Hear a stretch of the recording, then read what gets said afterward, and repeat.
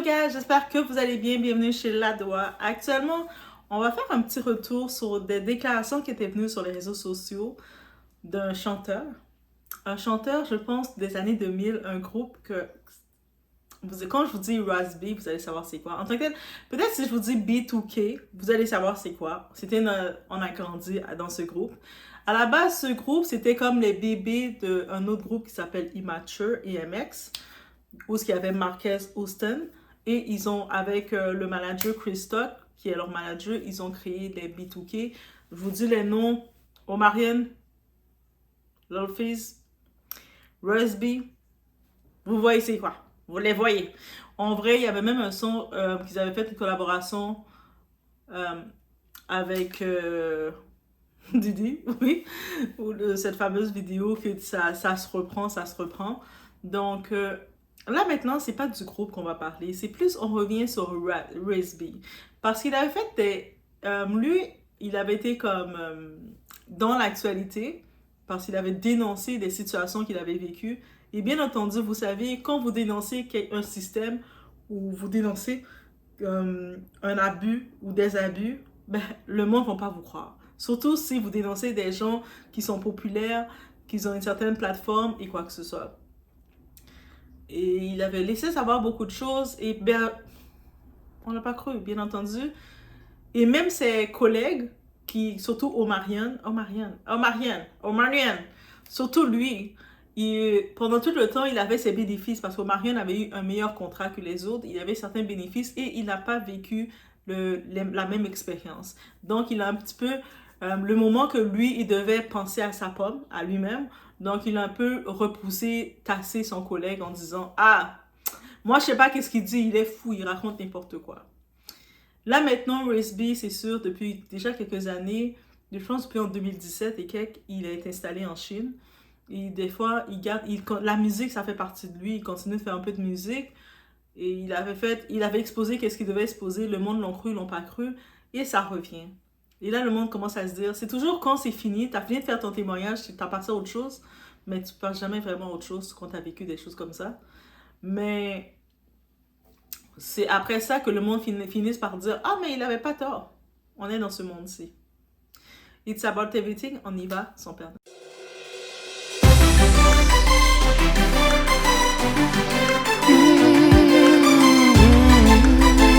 Alors, on y va rapidement. Une petite présentation du groupe B2K, même si pour moi, je me dis c'est impossible qu'on ne connaisse pas B2K. Mais on fait quand même, on prend pour acquis, on fait la petite présentation de B2K. Et je vous invite aussi après à aller écouter leur son. C'est le son. On dansait sur leur musique, guys. En tout cas, je ne sais pas si je suis la seule, mais on dansait sur leur musique.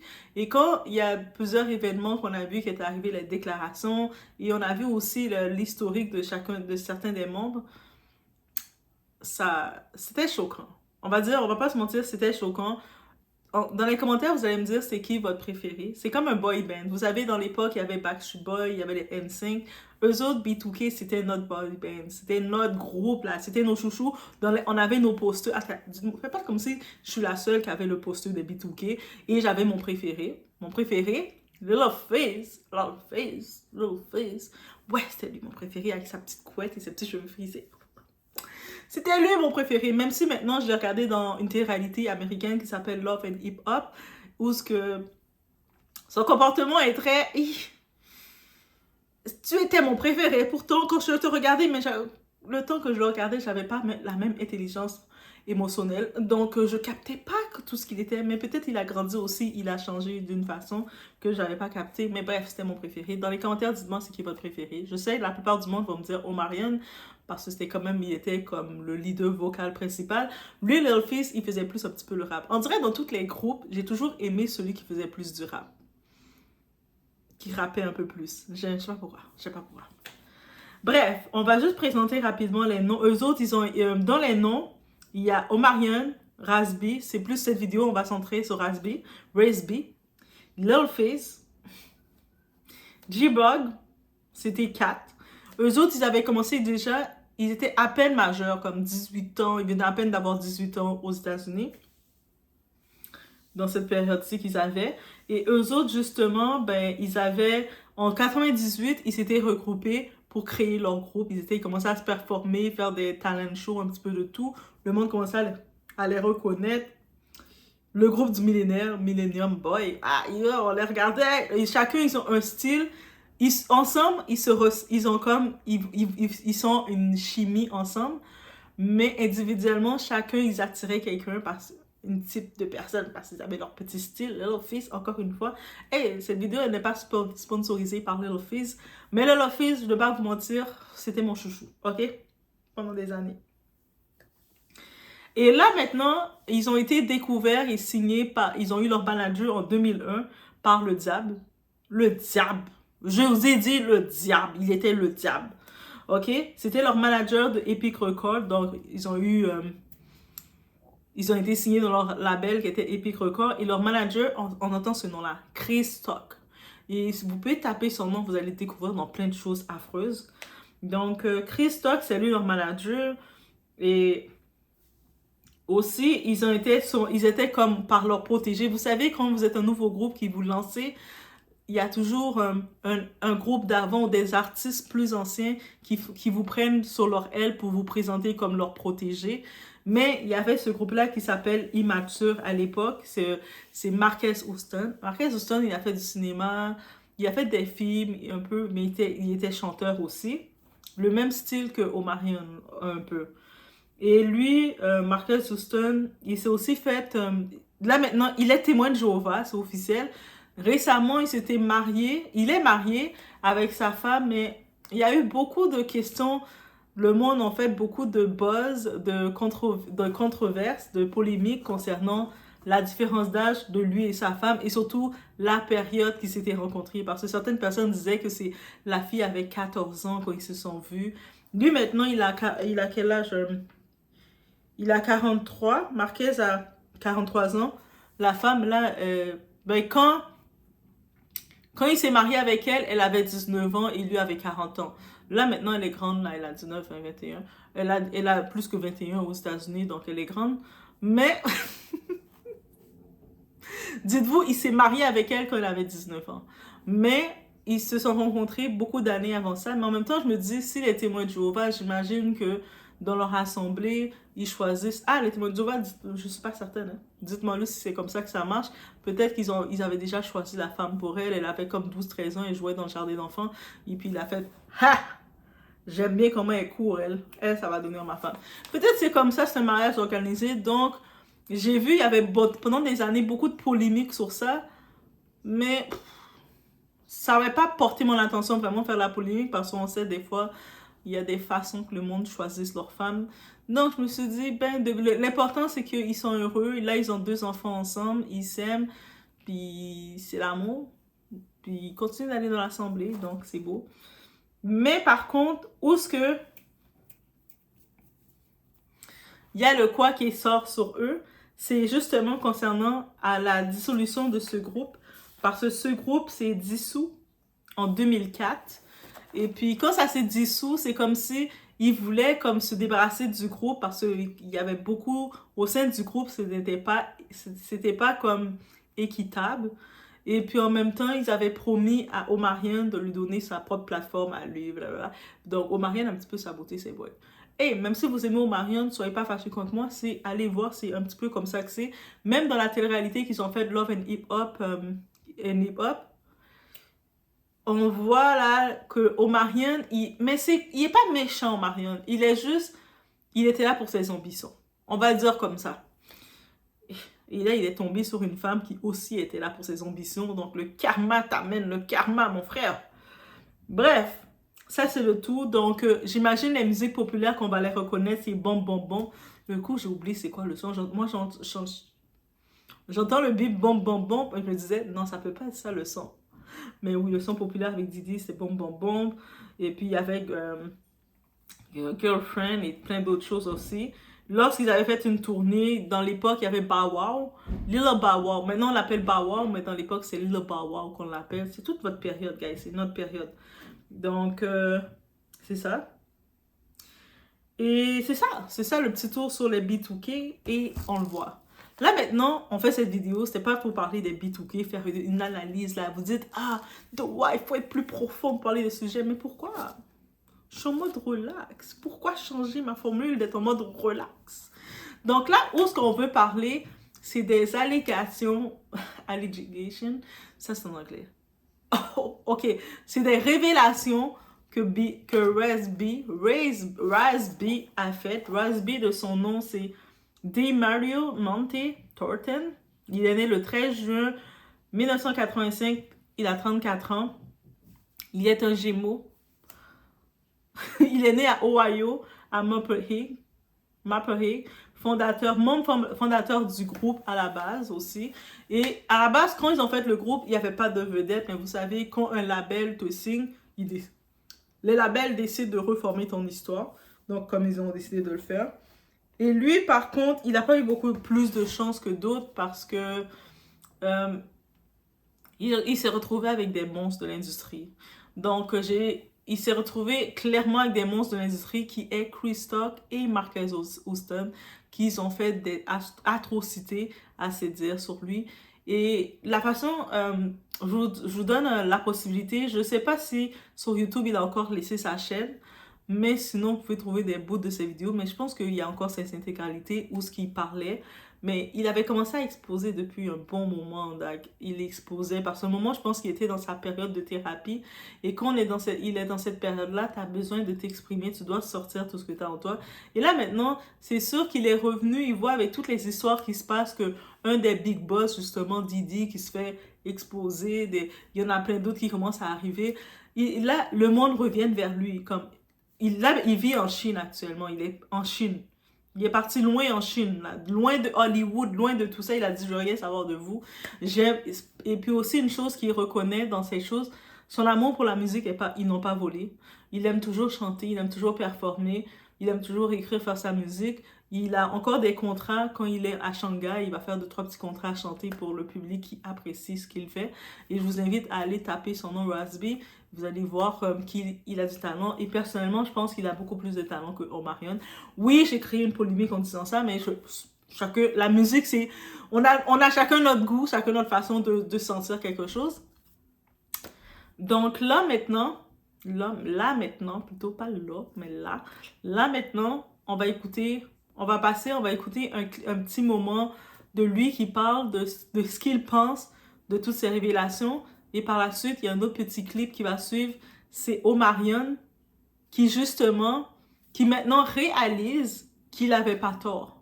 Donc, pendant toutes les années, quand il avait besoin de support de ses amis pour venir le défendre, il était prêt à aller en procès. Mais le fait qu'il était tout seul, à un moment, il n'avait pas d'argent. Tu sais, c'était le manager qui t'a fait du mal, tout ce monde-là, avec Marquez Houston.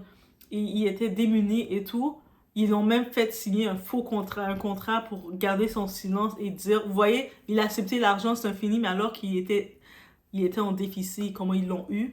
Et c'est ça. Et c'est pour ça qu'on comprend qu'il y a beaucoup de personnes qui ont vécu ça, qui se retrouvent, qui ne peuvent rien dire. Et lui, il a trouvé la paix en allant complètement ailleurs. Regardez ça. J'ai reçu plein d'appels de mes proches, des gens qui me soutiennent. Ils me disent, retire ça, règle ça en privé. Mais je réponds, ils m'ont déjà ruiné en public. Ils ont sali mon témoignage, m'ont fait passer pour fou. Les gens me regardent bizarrement, pensent que je suis gay à cause d'un pédophile. Voilà comment on va faire. Vous voulez me faire taire avec vos lettres de cessation? On se retrouve avec les avocats. Et on fait un test polygraphique. Je vais le passer. Quand je l'aurai fait, vous pourrez faire ce que vous voulez.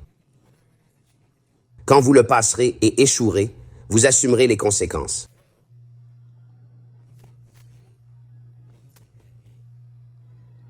J'en ai marre d'être intimidé. Ça s'arrête maintenant. Bon, parlons des allégations contre Chris Stokes. Oui. Qu'en pensez-vous? Par rapport à quoi? Ben, il a dit avoir été agressé par Chris Stokes et tout ça. Ah oui. Chose toujours niée par les autres personnes impliquées. Jamais de preuves, mais il le répétait sans cesse. Ouais. Je pense vraiment que quelque chose s'est passé. Je sais pas quoi, mais je crois qu'il lui est arrivé un truc. D'accord. Entre lui et Chris ou d'autres personnes? J'en sais rien. Vous voyez ce que je veux dire? C'est pas à moi de dire si quelque chose s'est passé. J'ai rien vu personnellement. Donc je sais pas. Je peux pas parler de faits. C'est ce que je préfère faire. J'aime parler de faits concrets. Mais sa façon de réagir suggère un traumatisme, c'est sûr. Voilà. Quelle était votre relation avec Chris Stokes? Il était marié à ma tante de cœur à l'époque. C'était le lien.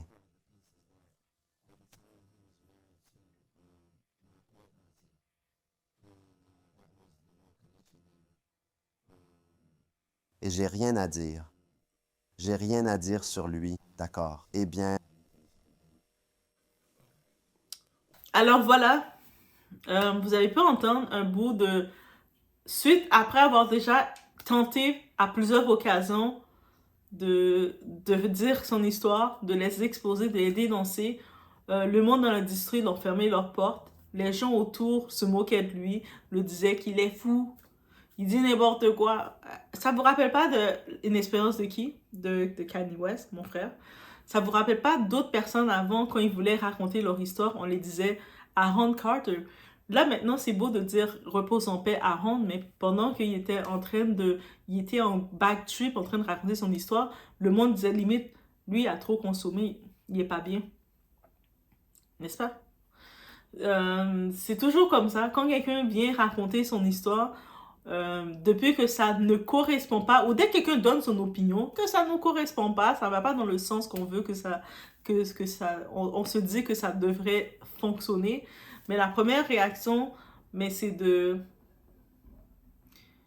mettre dans le silence la personne ou d'essayer de réduire la personne.